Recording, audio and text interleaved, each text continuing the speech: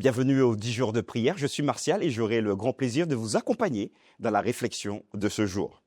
Je vous invite à partir avec moi dans Actes des Apôtres, chapitre 2, au verset 41 et verset 42. Ceux qui acceptèrent sa parole furent baptisés et, en ce jour, le nombre des disciples s'augmenta d'environ 3000 âmes. Ils persévéraient dans l'enseignement des apôtres, dans la communion fraternelle, dans la fraction du pain et dans les prières. Que se passe-t-il ici? Nous sommes dans la période de la Pentecôte. Le Saint-Esprit vient de descendre sur l'ensemble des disciples. Un engouement exceptionnel est en train d'être vécu par tous les disciples, mais également par tous les croyants présents. Et Pierre va se lever, rempli du Saint-Esprit, il va prêcher aux Juifs, à tous ceux qui sont en résidence à Jérusalem. Et là, le Saint-Esprit va toquer aux portes. Énormément de familles, d'hommes, de femmes, d'enfants se disent « Waouh, qu'est-ce que c'est ?» Nous n'avons jamais entendu un tel appel vibrant venant du cœur même de Dieu. Alors, regardez ce que le texte nous dira dans toujours Actes des Apôtres au chapitre 37. Après avoir entendu ce discours, ils eurent le cœur vivement touché.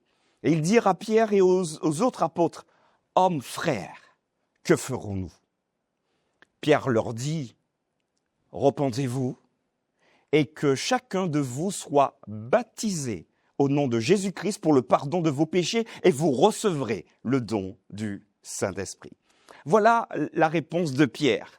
Faites-vous baptiser, repentez-vous et faites-vous baptiser. Laissez-moi vous dire que quand le Saint-Esprit toque à une porte, nous ne pouvons pas rester neutres. Et ces hommes se sont donc engagés, ils ont demandé, mais qu'est-ce qu'il faut qu'on fasse? Nous avons entendu, nous avons accueilli cette parole et nous voulons aller plus loin. Alors oui, ici, il y a deux verbes. Le verbe se repentir, d'une manière factuelle, c'est ce qu'on appelle, pour les spécialistes, la métanoïa. En d'autres termes, le changement de direction. Nous allons dans une direction et maintenant nous voulons aller dans une autre direction. Et il va leur dire, repentez-vous et que chacun de vous soit baptisé. En d'autres termes, plongé, mais baptisé au nom de Jésus, par la force même du Seigneur Jésus. Aujourd'hui encore, avec le message que nous véhiculons, notamment le message de 1844, il est fort acceptable de comprendre pour vous et pour moi qu'aujourd'hui, le Seigneur appelle encore énormément d'hommes, de femmes, de jeunes et d'enfants. Néanmoins, j'aimerais attirer votre attention sur cet élément fondamental. Comment accueillons-nous ceux qui arrivent, qui sont interpellés par le Seigneur lui-même?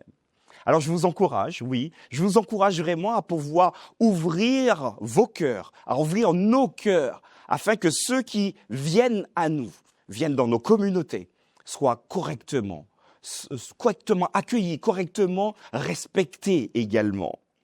Et comme le dit le verset 41 et 42, ceux qui acceptèrent sa parole furent baptisés en ce jour et le nombre des disciples s'augmenta d'environ 3000 âmes. Je vous pose la question. Aimeriez-vous avoir 3000 personnes qui se fassent baptiser dans votre communauté? J'imagine déjà la réponse, mais bien sûr que oui. Mais aurons-nous la sagesse de pouvoir les accueillir correctement? Demandons à Dieu de remplir notre cœur de l'amour dont nous avons besoin pour prendre soin de ceux qui viennent à lui. Et que finalement, le soin que nous apportons à cette communauté nouvelle soit un soin comme si c'était Jésus lui-même qui s'en occupait. Alors parfois, pour vous, pour moi, le vieil homme est parfois bien vivant et il a du mal à mourir pour laisser place à cet homme vivant, aujourd'hui, Jésus, qui a besoin d'inscrire en vous, en moi, son propre caractère. Alors vous comprenez que parfois nous sommes bien disposés. Donc, l'esprit est bien disposé, mais la chair, nous dit le texte, la chair est faible. J'aimerais simplement prier avec vous, prier ensemble, afin que nous puissions avoir le caractère du Christ qui nous permet d'aimer l'autre comme si c'est Jésus qui nous aimait nous-mêmes et qui aimait également le monde entier. Prions ensemble. Notre Dieu, notre Père céleste, nous te prions parce que nous ne voulons pas être un obstacle à la mission que tu nous donnes. Tu appelles aujourd'hui des hommes, des femmes, et au travers de ton Saint-Esprit, ils entendent ton appel et ils y répondent positivement. Je te prie de nous donner l'amour qui est en toi, afin que nous puissions aimer l'autre comme il est, comme toi-même tu nous as aimés. Merci de changer notre caractère et d'imprimer en nous le caractère de Jésus-Christ.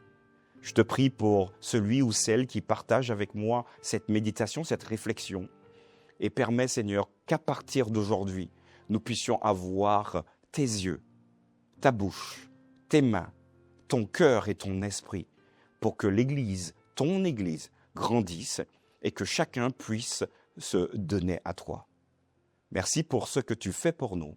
Nous t'avons prié au nom de Jésus-Christ. Amen.